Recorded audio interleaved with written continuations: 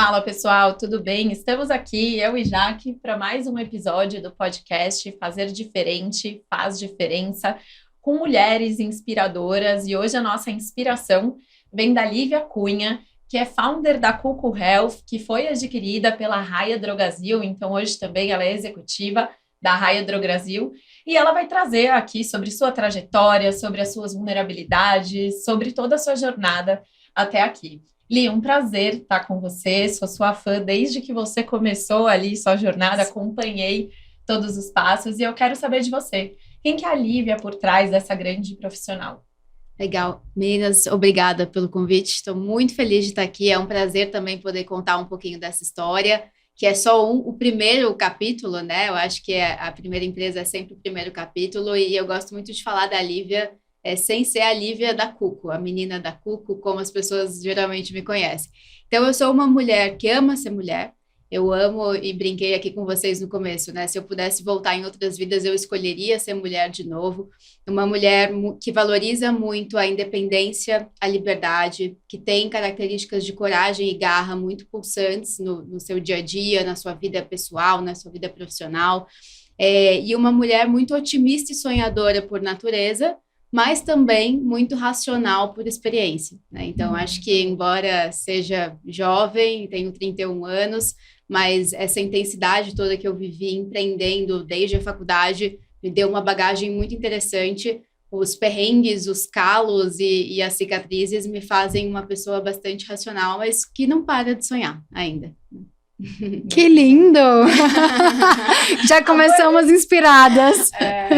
Conta um pouquinho da tua história pra gente, Lívia. Legal, eu sou filha de médico, sempre faz sentido contar um pouco da história, né? A Cuco é uma empresa da área da saúde e eu sou uma filha de médico, mas um médico diferente, que era um médico empreendedor.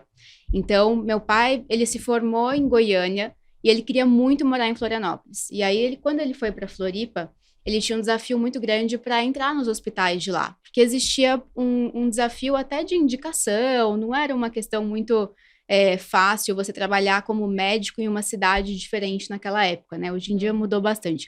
Mas por que eu conto isso? Porque quando ele viu que ele não conseguia chegar onde ele queria e morar onde ele queria e viver a vida que ele queria, ele foi lá e construiu o hospital dele, né? Então, na época, com bastante desafio, minha mãe vendia pão de queijo, fazia várias coisas para ajudá-lo, ele dava um monte de plantão, foram juntando um dinheiro e acabaram construindo um hospital.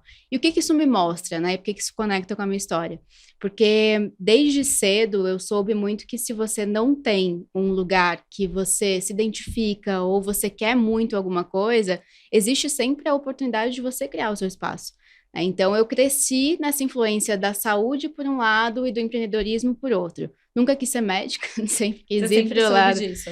Sempre soube, mas nunca falei muito sobre isso, né? Porque às vezes, filha de médico, você já tem aquela intenção dos pais de que você siga a carreira. Assunto velado. Assunto velado, completamente. Até o vestibular. Tem uma história curiosa que eu fiz administração, já sabendo que eu queria empreender, que eu queria ir para esse lado de negócios, mas eu não contei para o meu pai que eu ia fazer administração. Aí no dia do vestibular saiu o resultado, ele me ligou assim, você não passou no vestibular? Eu, então, pai, olha a lista de administração, não de medicina. E aí foi assim, um silêncio, um choque, mas depois ele ficou super feliz. Então eu fiz administração na Federal de Santa Catarina, desde cedo, assim, me envolvendo em todas as oportunidades que eu tinha de liderança, construção de projetos, todas aquelas oportunidades, empresa júnior, centro acadêmico, atlética, tudo que dá para imaginar eu fazia parte, né? Porque eu queria juntar grupos, formar pessoas com o mesmo objetivo, perseguir ideias semelhantes. E aí fui nessa história, me desenvolvendo muito nesse lado de soft skills, né? Acho que, e além de tudo, fazendo bastante contato, convivendo com universos muito diferentes, que é uma coisa que a Federal proporciona, né? Você fez administração, mas fazia matéria, engenharia, psicologia, para ter um viés um pouco diferente. E aí, no final da faculdade, já sabendo que eu queria empreender, eu construí o meu TCC como o meu plano de negócio, que era o plano de negócio da Cuco. Quando foi isso? Que ano? Foi 2015. Foi 2015, porque foi o ano da formatura e no dia da formatura o nosso CNPJ saiu. Então eu estava mais comemorando o CNPJ do que a formatura, mas foi um marco super importante. E de onde veio essa convicção de que você já queria empreender, mesmo estando na faculdade? Isso é bem curioso, né? Eu acho que é meio clichê, mas tudo de clichê eu tive, assim, vender gibi na sala de espera do meu pai, fazer pulseirinha para vender na escola, fazer limonada, todas essas coisas que a gente vê em filme, crianças com as suas mini empresas, era o que eu gostava de fazer, né? E eu achava que para ser médico você tinha que ser muito inteligente. Eu não me achava uma pessoa super inteligente, mas eu me achava uma pessoa muito criativa, muito determinada, e aí eu achava que esse era o meu caminho, né? E quando quem quer empreender tem um desafio muito grande relacionado mas quem você vai ser?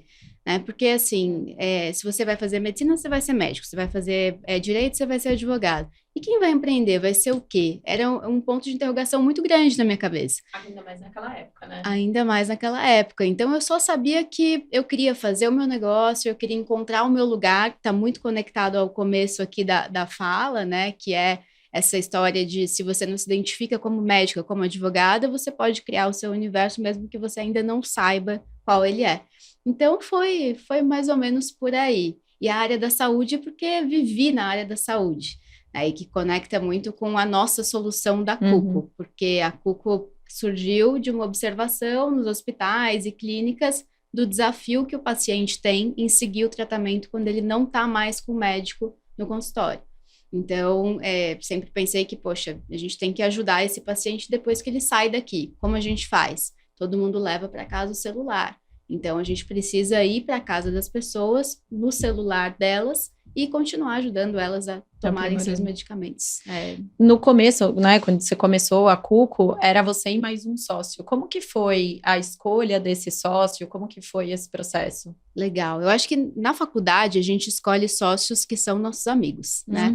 Então, não necessariamente a gente faz aquela super avaliação de eu sou boa nisso, você é bom nisso, juntos a gente vai ser melhor, porque a gente ainda não se conhece, né? Na faculdade você acha que você é super heroína, que você vai fazer de tudo um pouco, e você tem uma percepção muito errada, e às vezes até imprudente, assim, de quem você é e quem você pode ser. Então, na minha época, né, quando eu comecei a fazer a sociedade, eu escolhi o meu melhor amigo para fazer a empresa comigo, com competências semelhantes, porém complementares já à época. Eu era mais para o lado de negócio, para o lado de estratégia, ele era mais para o lado de produto, gostava também de tecnologia. Então, a gente se juntou naquela época como amigos, né? E aí, os amigos que vão fazer uma empresa passam a ter desafios que não são desafios do amigo, né? São os desafios dos sócios. Então, a partir daí, a gente teve um caminho bem desafiador, assim. Qual foi esse primeiro passo? Como que a Cuco nasceu? Vocês estavam dentro de uma sala de hospital? Vocês estavam na faculdade? Como que vocês rascunharam a Cuco? Legal. A Cuco nasceu de uma observação desse contexto de saúde, dessas vivências, de observar que aquele problema acontecia muito na clínica, no consultório do meu pai, né? E a vontade de empreender, ela estava em mim. Então, eu fui buscar o meu sócio, contando para ele quais eram os problemas que poderiam ser resolvidos naquele contexto. E, na época, a gente fazia um estágio na Fundação CERT, que não sei se vocês conhecem, mas tem as incubadoras, o ecossistema de inovação, a Reconhece, né, lá em Floripa. E a gente trabalhava com empreendedorismo inovador. Então, a gente começava a ver que aqueles desafios de saúde poderiam ser resolvidos com tecnologia.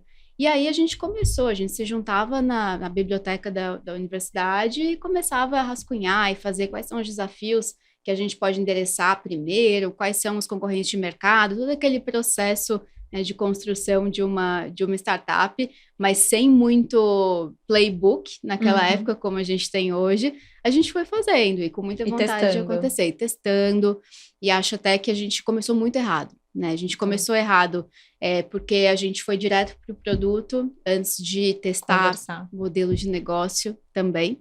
Naquela época, as startups eram muito incentivadas a ter um bom produto. E a gente falava muito pouco em ter um bom modelo de negócio. Então, isso foi um desafio para a gente que nos custou 2 anos de empresa quase sem um modelo de negócio escalável e, ao mesmo tempo, a ruptura de uma sociedade, né? A gente não tinha um negócio que pudesse se sustentar na mesma medida que um sócio ou o outro queriam e na mesma velocidade que um e o outro queriam. Mas uma pergunta, né? A gente fala muito que o empreendedor ele tem que se apaixonado pelo problema que ele está resolvendo e não pelo produto ou pela ideia que ele tem. O que você está querendo dizer aqui é que vocês estavam nessa linha oposta, que vocês estavam apaixonados pelo que vocês estavam construindo e não necessariamente olhando todo do problema, é isso? Exato, Rê. Eu acho que além de ser apaixonado pelo que a gente estava fazendo e ter muita vontade de fazer aquilo acontecer, tinha um outro elemento que era a gente fazia a validação com os nossos amigos e familiares, né? Então, você já perguntava, o que você acha de você sair do médico e já ter toda a sua prescrição convertida em lembretes no seu celular, para você lembrar de tomar no tempo certo? Todo mundo vai querer, né? Mas agora, quem vai pagar?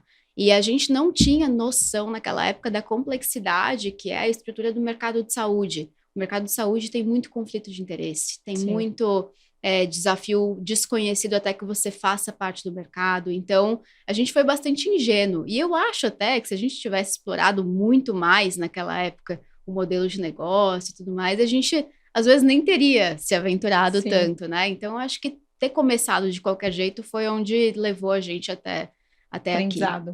Então, a Cuco, o primeiro passo foi criar um mecanismo de lembrete para que os pacientes pudessem ter um acompanhamento mesmo em casa depois daquela consulta. E isso veio no formato de app. Exatamente. E aí depois, já que o que a gente viu foi, não adianta ajudar o paciente sozinho. A gente precisa conectar esse paciente à médica dele, a gente precisa conectar esse paciente à família dele, para que esses outros atores num tratamento possam ser mais ativos, possam ter dados, possam ajudar esse paciente a seguir o tratamento.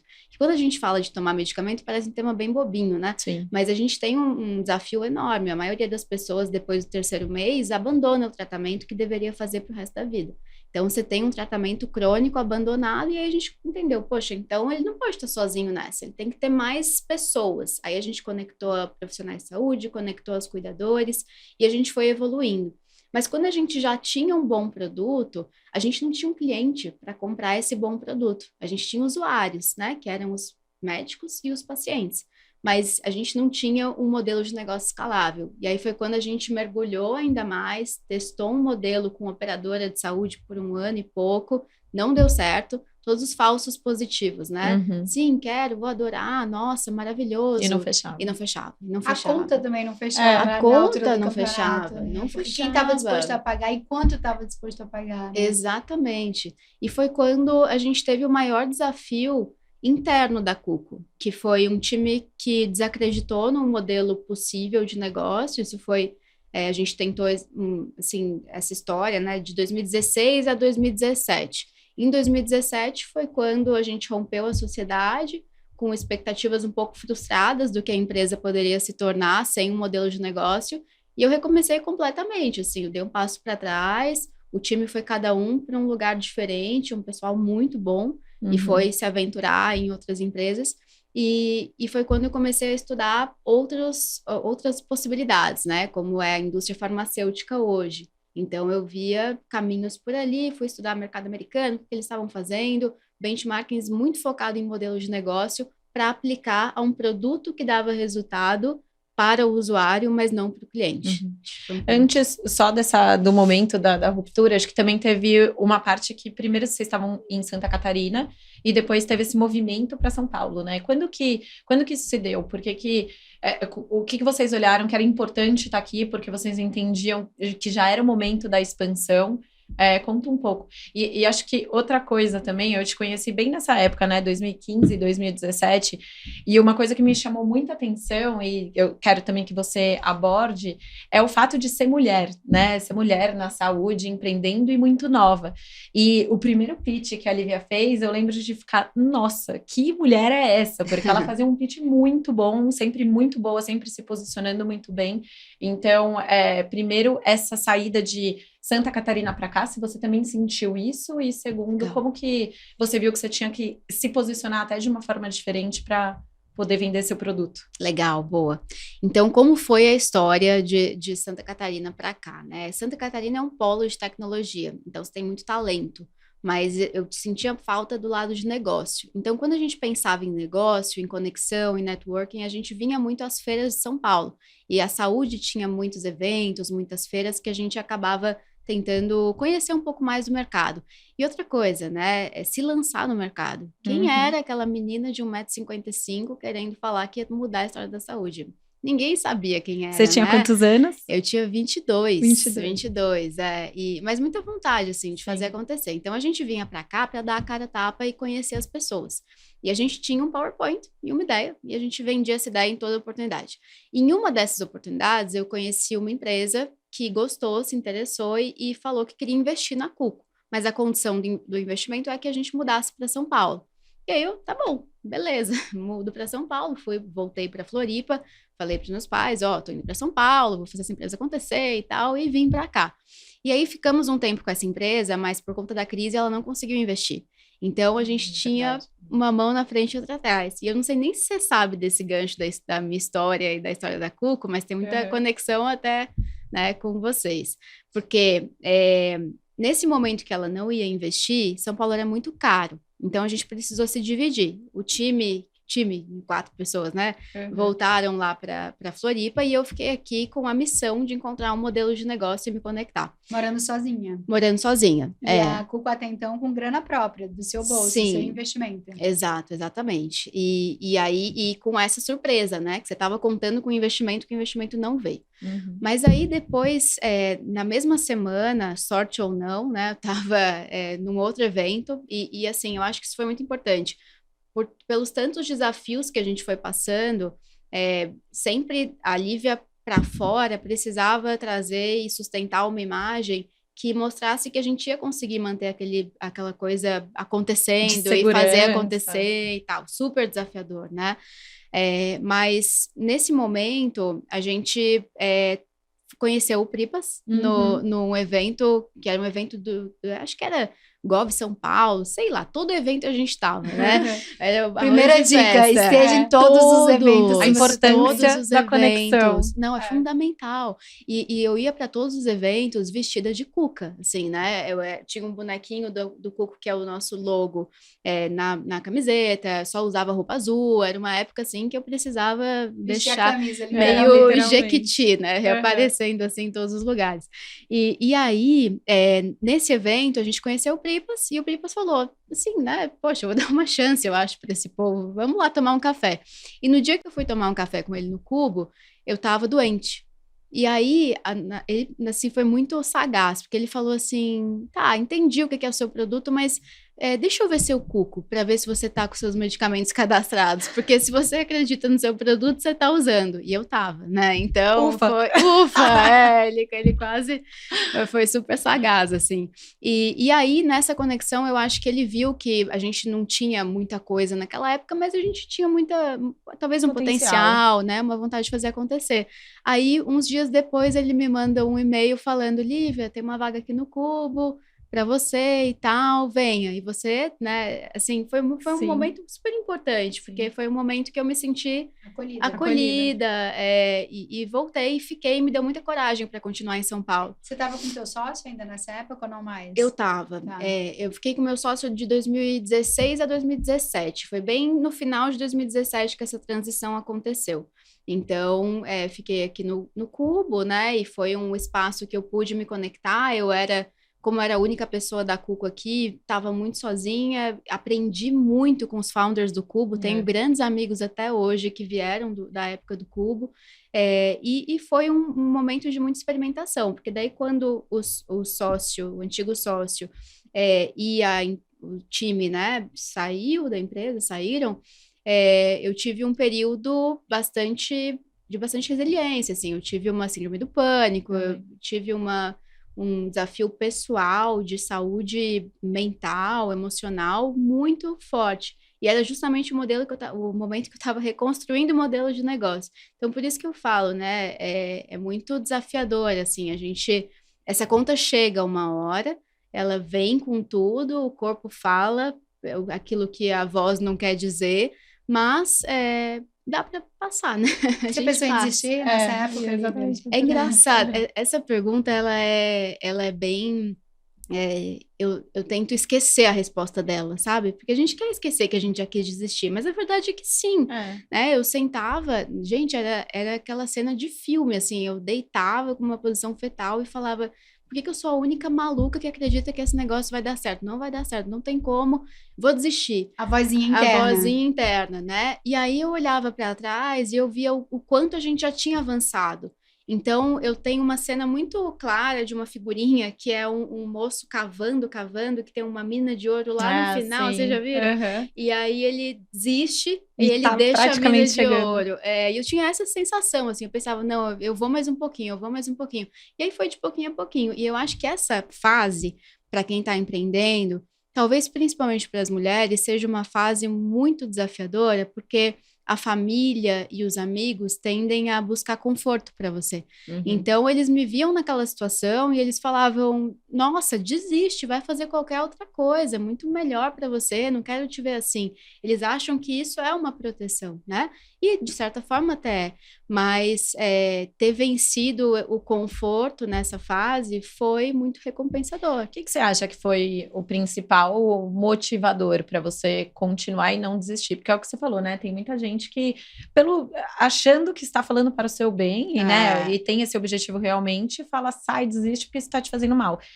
Você acha que foi também estar em um ambiente onde tinham outros founders que também muitas vezes ou passaram ou estavam passando pela mesma situação? O que te motivou, assim? O que te ajudou? Porque acho que é isso, muita gente passa por isso e é legal sempre ouvir de que forma que você saiu dessa e manteve a culpa. Legal. E eu até diria mais, eu acho que, na verdade, você nunca sai dessa zona de desconforto quando você está empreendendo. Exato. Você só aprende a achar o conforto no desconforto. No desconforto, exato, você exatamente. Fica mais à vontade no desconforto, mas o desconforto ele nunca vai embora. Nunca vai. E você nem percebe mais, né? A pancada nem dói tanto, assim. Chega uma hora que você fica até meio anestesiada. O antifrágil, né? O antifrágil. Mas eu acho que tem 3 elementos importantes, assim. O primeiro deles é que eu era assim, cercada por pessoas que também que empreendiam e que me incentivavam muito. Infelizmente, assim, até naquela época, muito mais homens do que mulheres. Né? Era um desbalanço enorme, assim, mas eu tinha muitos amigos naquela época, até vindos do Cubo, que me ajudavam muito. O segundo ponto é que eu sou muito racional. Então, eu precisava do reasons to believe, assim. E se eu encontrava, por mais que fosse um grãozinho que me mostrasse que dava para continuar, eu me agarrava nele com toda a força e continuava, né? E o terceiro ponto foi encontrar as minhas válvulas de escape. Então, eu sabia que meu corpo, ele não estava reagindo como a minha cabeça gostaria. E para ele melhorar, eu precisava buscar um esporte, uma atividade física, uma terapia. Então, eu busquei mesmo aquilo que eu sabia que faltava para o meu ferramental naquele momento. Então, acho que esses 3 elementos foram o que me ajudaram muito. Mas teve um que é bastante emocional, até bem, bem curioso, nunca vou esquecer, que eu tava naquele momento assim, nossa, não, mas tudo bem, dá para ir, mas vai ser dolorido, não sei se eu quero. E aí eu tive um comentário na loja do aplicativo, que naquela época até responder loja, assim, tudo, né? Tudo que dá para imaginar. E aí eu tava respondendo, que eu nunca deixei de responder, aí tinha uma mãe que tinha um filho que tava com câncer e que tava usando o Cuco para ajudar o filho a tomar os seus medicamentos, porque ela não conseguia lembrar o horário, porque ela tinha outras condições e tal. E aí nossa, né? O que é isso aqui? Tem alguma coisa, tem um motivo principal, tô impactando, então eu vou. E aí, corajosa e responsável, talvez até, né? Me joguei. E aí deu certo.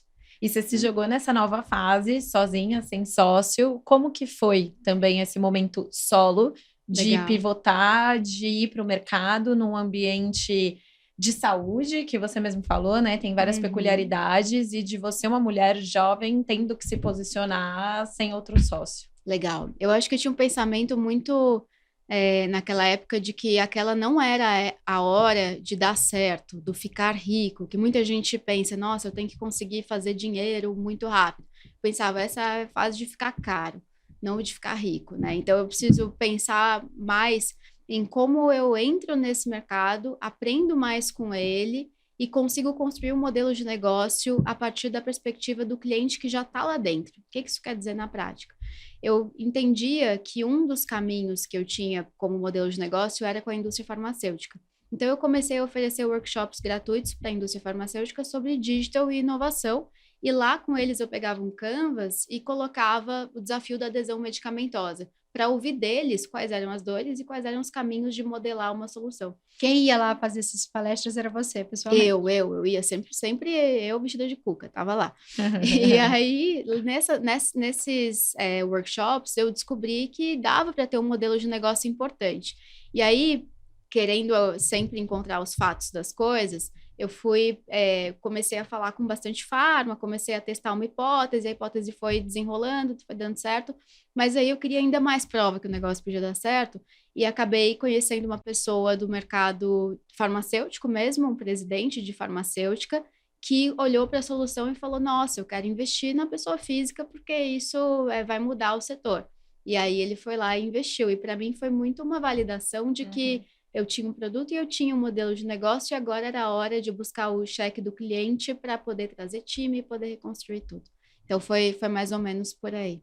Então, teu dinheiro na Cuco, o dinheiro do investidor, ele veio como um smart money, né? O investidor queria trabalhar junto contigo na solução. Queria. Você nunca foi para fundos? Nunca foi para fundo, e é até curioso isso, porque eu achava que na saúde B2B2C, que é o meu caso na Cuco, né? Fundo não era a melhor solução, mas um parceiro estratégico seria, porque a saúde tem os seus conflitos, você precisa de capilaridade, ao mesmo tempo que você precisa de conhecimento do negócio, parceria, ecossistema, então tem um caminho um pouquinho diferente que eu acreditava. E os fundos até reclamavam, assim, poxa, eu tento falar com a Lívia, ela não quer conversar. Não é que não quer, é que eu acho que estou focada em outro caminho aqui, né?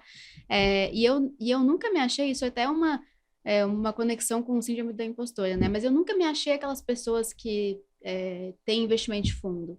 Nunca, sabe, que você tem que ter 3 pessoas completamente complementares e tem Você achava que você tinha que dar checklist no playbook do investidor. Do playbook do investidor. Que loucura, né? Que tem muito isso até das mulheres não se candidatarem às vagas. Eu não me candidatava aos fundos voluntariamente no subconsciente porque eu não achava que E você não ia atrás, você achava também por causa disso? Eu não ia atrás, eu achava que não era para mim. Eu achava que a minha rede de relacionamentos no corporativo, no CVC, podia ser muito mais poderosa e me levar a lugares melhores. Falando de síndrome de impostor, que acho que é uma coisa que a gente sempre traz aqui porque é muito latente.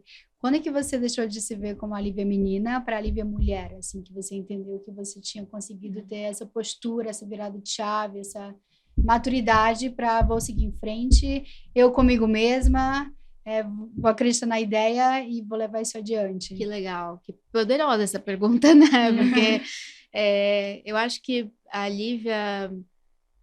Faz muito tempo, talvez, que eu tenha percebido sinais de que eu tinha passado de uma menina para uma mulher, mas por muitas vezes não ser reconhecida dessa forma, seja numa relação amorosa, seja numa relação profissional, eu ainda me questionava um pouco se eu tinha realmente feito essa transição. No fundo do coração, assim, parecia que sim, mas na prática alguns sinais me deixavam um pouco balançada.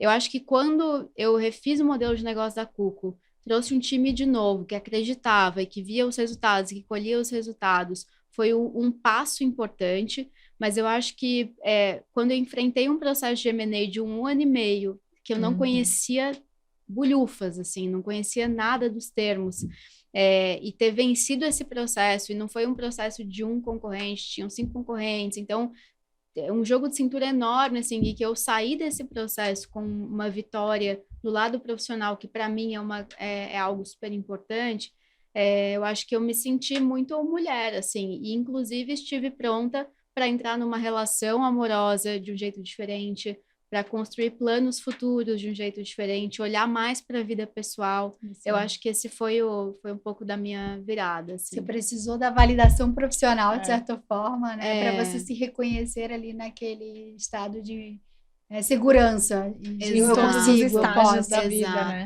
Em todos os estágios. E abre uma chave, assim, né?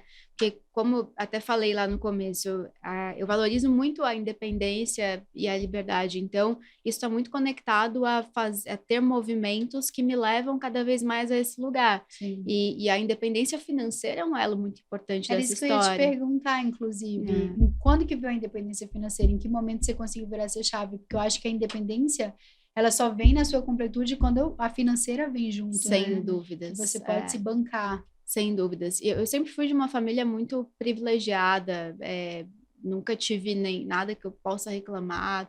Meu pai conquistou muita coisa, né? Minha mãe também, mas eu nunca me senti uma pessoa, de certa forma, rica, como as pessoas sempre falam, né? E olham, estereotipo e tal. Porque eu não tinha a minha independência financeira. Então, só quando eu vendi a Cuco foi quando eu conquistei muito bem, assim, uma independência financeira extrema, que eu não precisava mais me preocupar, né? Eu acho que é até estranho falar isso, mas a preocupação ela não está em você necessariamente ter recursos para uma ostentação, não é nada disso, mas é você poder escolher e não dar satisfação sobre aquilo que você faz. Então, eu acho que a venda da Cuco me trouxe essa independência e talvez por isso eu queria tanto que ela acontecesse, né? E não necessariamente eu fiz uma empresa para vendê-la, mas eu fiz uma empresa para me tornar uma pessoa melhor, que pudesse ser uma profissional melhor e buscar uma independência financeira. E eu acho que isso... Li, eu acho que isso conecta muito com uma matéria que você deu uma entrevista uma vez, que você fala que a sua jornada foi muito solitária, né? E foi muito solitária porque você também se colocou numa caixinha de que você só tinha que trabalhar. Você não se abria para os outros aspectos da vida, seja amoroso, seja de lazer, e você era só focada no trabalho.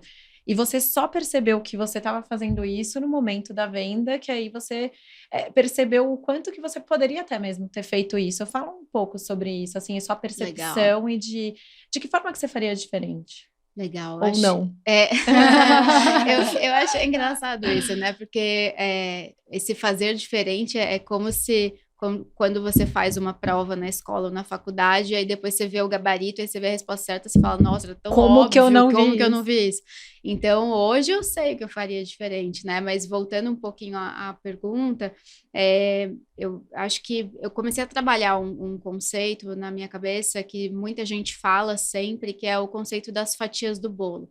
Todo mundo me falava, você tem que ter uma outra fatia, você tem que ter um bolo maior e tal. Aí eu olhava para o meu bolo e eu só via uma fatia, que era a fatia do trabalho.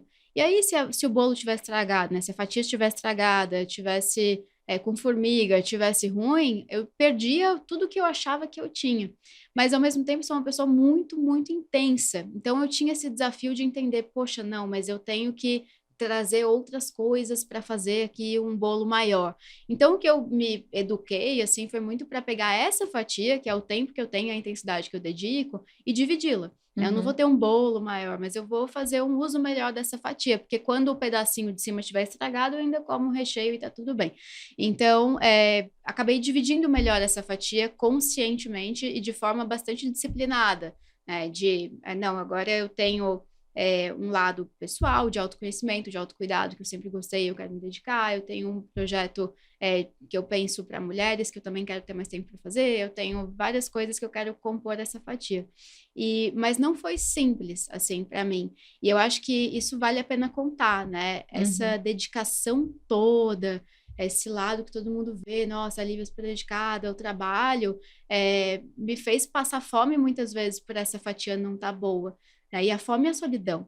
Então, você ter que lidar com a solidão é algo muito desafiador, principalmente quando você é jovem, olha para o lado, vê seus amigos, cheio de avanços na vida pessoal e, enfim, né, com uma perspectiva muito feliz e que não necessariamente estão realizados no trabalho, mas muito mais felizes do que eu. E aquilo mexia comigo. E o dia que eu vendi a Cuco foi um dia antes da assinatura, foi muito desesperador para mim.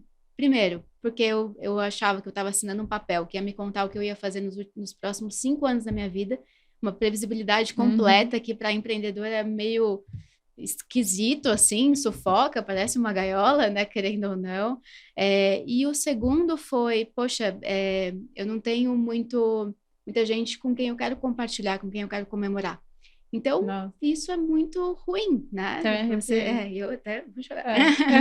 Não, Mas você tinha, sim. eu tinha, mas é engraçado, né? Porque a gente não... quando a gente tá nesses momentos tão importantes da vida, eles ficam muito melhores se você tem as pessoas sentindo para compartilhar com você.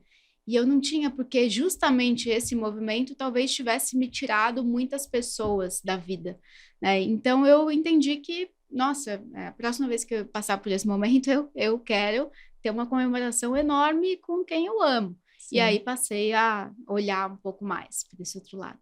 Mas é disciplina que se exige mesmo. Disciplina. E autoconhecimento, né? Super. E a disciplina assim, se não, eu gosto muito de agenda, né, uma pessoa mais metódica, mas se não tá na agenda, se você não tá com aquilo ali priorizado, você não vai fazer, não adianta, né? Então, a relação que eu tenho hoje, junto com meu noivo também, ele é uma pessoa que me ajuda muito a puxar para esse lado, a gente se equilibra muito e isso é fundamental, né? Ele também é muito organizado, também muito disciplinado. Muito Vocês são muito executivo parecidos. também da área da saúde, então a gente acaba se regrando, tendo que se regrar, né? Porque senão a gente vai para o lado mais fácil. A nossa zona de conforto é trabalhar. Sim. Então, a zona de desconforto é justamente compartilhar alguns momentos e a gente vem cada vez mais se policiando.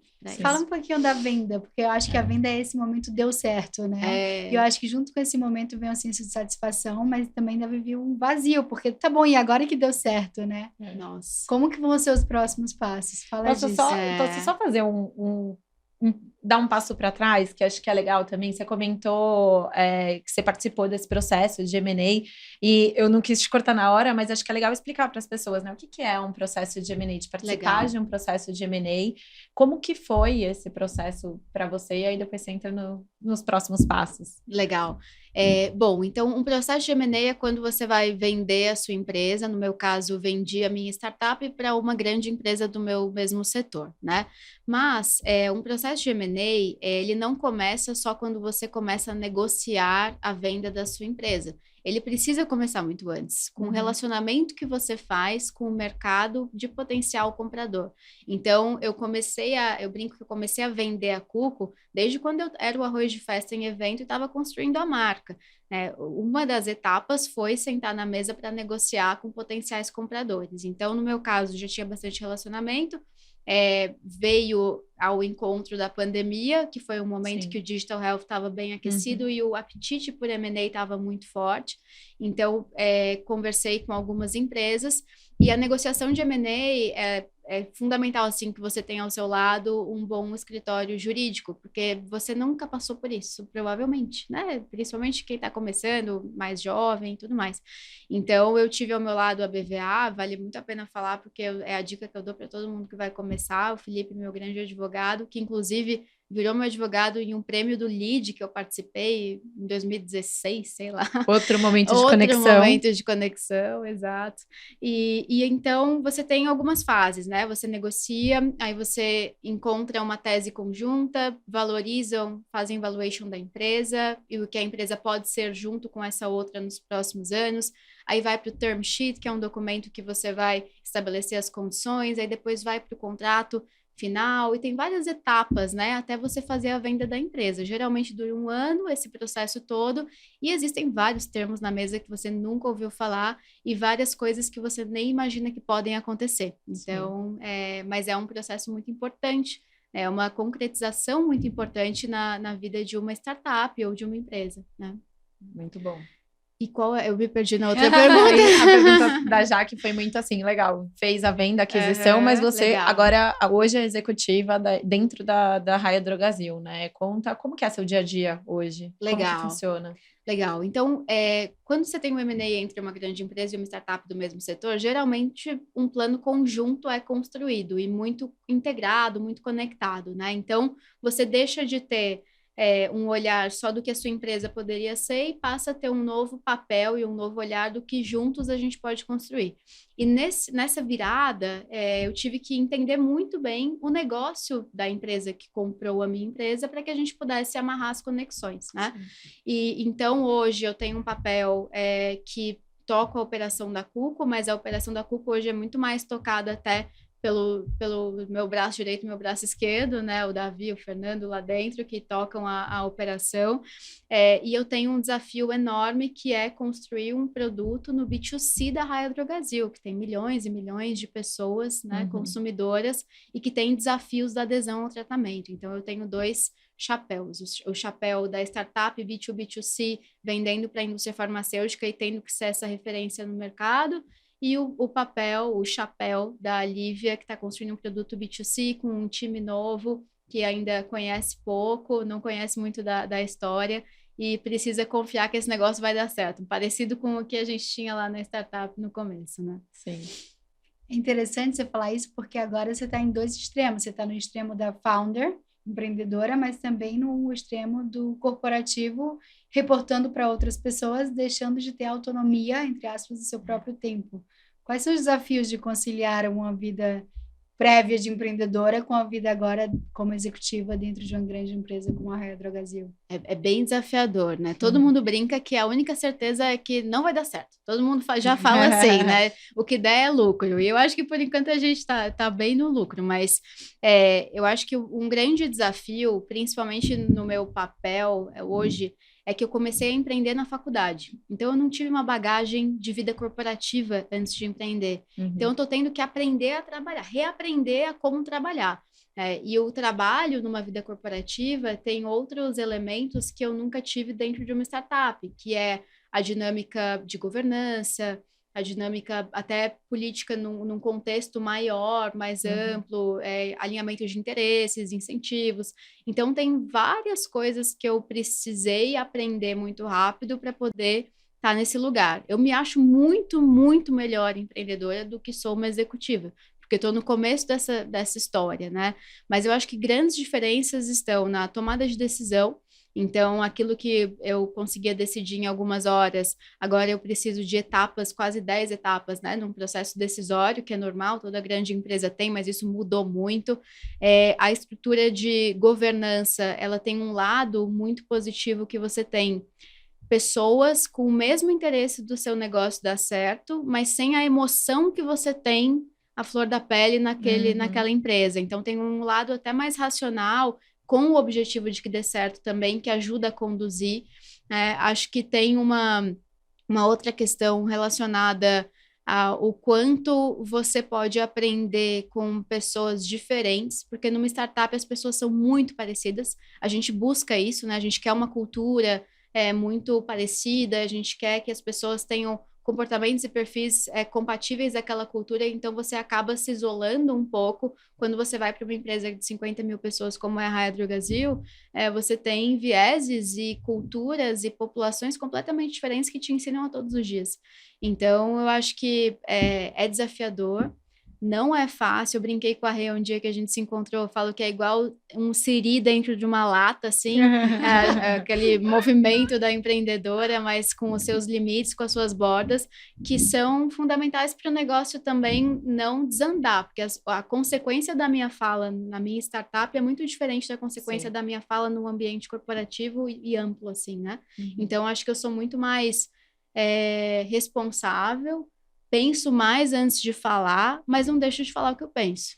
Você chegou a fazer cursos, né? Você comentou aí de liderança, das pessoas terem perfis diferentes, até para quem está ouvindo, né? Que tem muito empreendedor que passa exatamente por essa jornada que você está fazendo, e quando entra dentro de uma corporação, o que ele faz, né? Legal. Tem algum tipo de curso que você indica? Tem algum tipo de...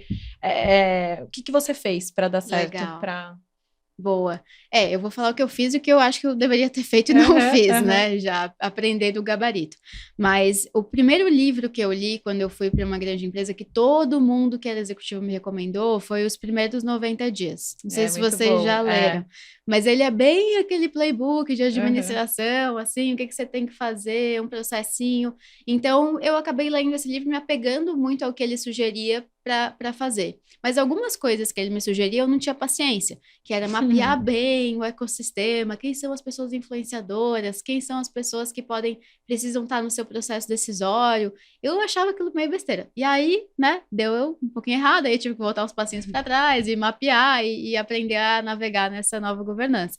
Mas eu acho que esse foi um movimento importante. E outro também nas conexões, conversar com pessoas que fizeram esse movimento de empreendedores para executivos. O ruim dessa história é que são poucos que deram certo, né? Mas existe muito aprendizado, então vale a pena. Acho que muito também vai da cultura da empresa também que está fazendo aquisição, né? Porque tem empresa que faz aquisição e quer essa veia empreendedora justamente para empreender dentro. Exato. Tem outras que não têm esse perfil, então acho que também tem esse lado, né?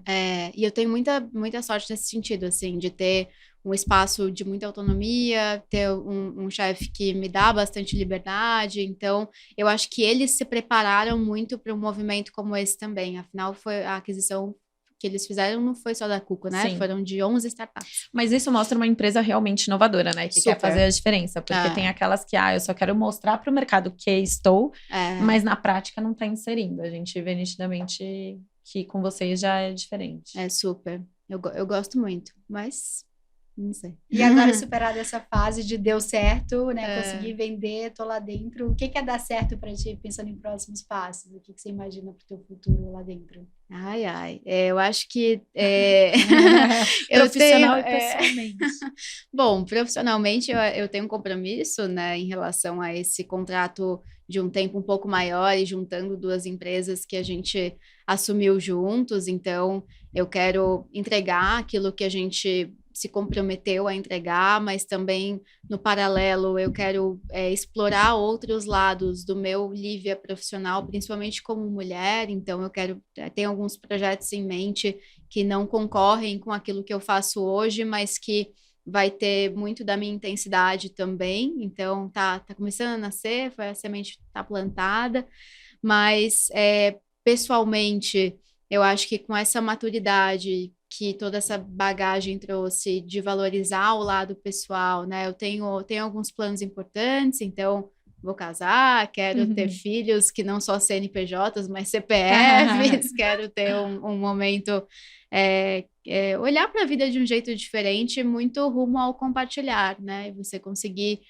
fazer não só mais por mim, mas pelos outros também. Interessante isso. E nunca passou um sabático assim pela tua cabeça? Deixa eu descansar aqui um tempo. Fazer uma viagem. Exato. Gente, será que isso existe de verdade? Porque todo mundo que fala que vai fazer sabático as pessoas volta. As pessoas, na verdade, a gente já recebeu algumas pessoas aqui, algumas mulheres que contam que assim, nesse momento eu vou fazer um sabático, durou 2 meses, 3 meses.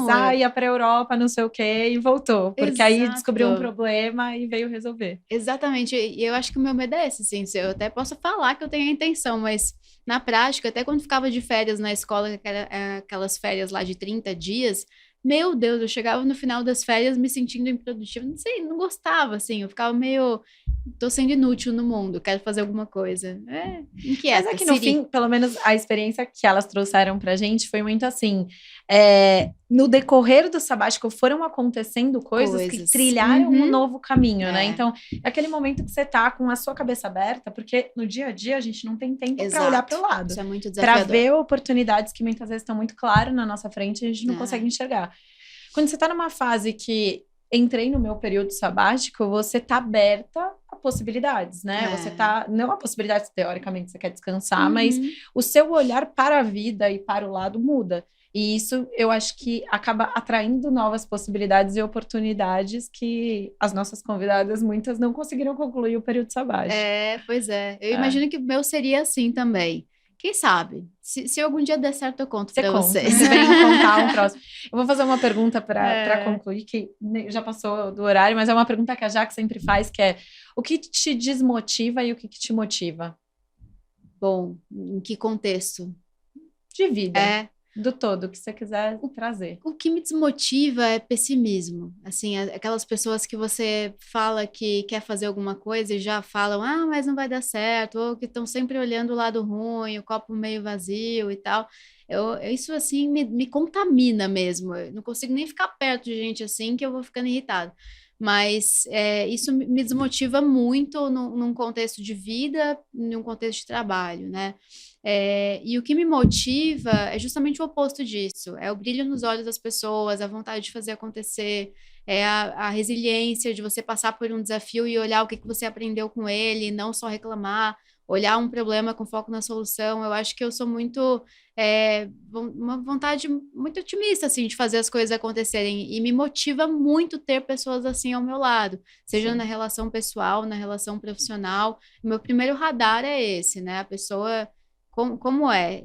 Ela é pessimista ou ela é otimista? E o segundo, uma coisa que me desmotiva muito, assim, é o ego das pessoas. Uhum. É você ter que lidar com situações egocêntricas e situações que não geram nada para ninguém a não ser para aquele ser que acha que é o maior ser do mundo.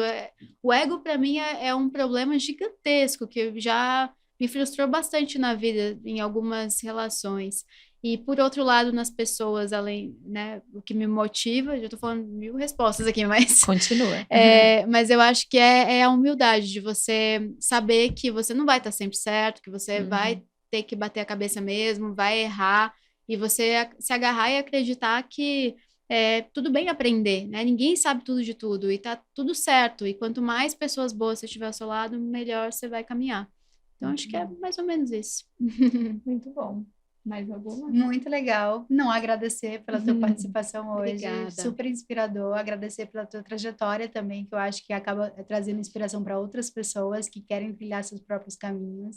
A segurança que você traz, eu acho muito legal também, porque independente do gênero, da idade, eu acho que é uma postura que se aprende a ter, né? Exato. E aqui você colocou isso muito bem. Exato. Então, é um prazer falar contigo e desejo muito sucesso nas próximas etapas, que você brilhe cada vez mais e alce voos mais altos. Obrigada. Continue inspirando a tantas pessoas e principalmente mulheres, né? Muitas mulheres hoje te seguem e compartilham de tudo que você tem também a contribuir. Acho que é legal você deixar também qual que é o seu perfil para as pessoas conseguirem também absorver do seu conteúdo, porque você realmente inspira outras pessoas e outras mulheres, e super obrigada por ser esse exemplo. Obrigada a vocês também, meninas, e continuem mesmo com o trabalho de vocês, porque isso daqui é tão importante para quem busca essa inspiração, para quem está num momento ou de queda ou de ascensão, esses momentos que a gente precisa tomar uma decisão por nós. Sim. E se agarrar à experiência dos outros, né? Então, muito obrigada. Como eu falei, meu projeto pessoal, mais focado em mulheres, vai começar, ainda não começou muito bem, mas é no meu Instagram, que é Lívia Cunha Coisas de Mulher. É justamente o lugar, o espaço que eu vou falar mais sobre coisas de mulher, que não são só os temas de skincare que eu adoro, e nem de vinho que eu adoro, mas também os temas todos relacionados a negócio, a M&A, tudo aquilo que faz parte da vida de uma mulher. Muito bom. Obrigada. Sobre vinho, vocês vão ter que conversar depois. Exato. Te falar da arte. Quero conhecer. Vou te mandar os vinhos lá. Oba! Fica o compromisso aqui, na câmera. Vocês estão vendo, né? Gente, obrigada, gente. Obrigada, pessoal. Obrigada.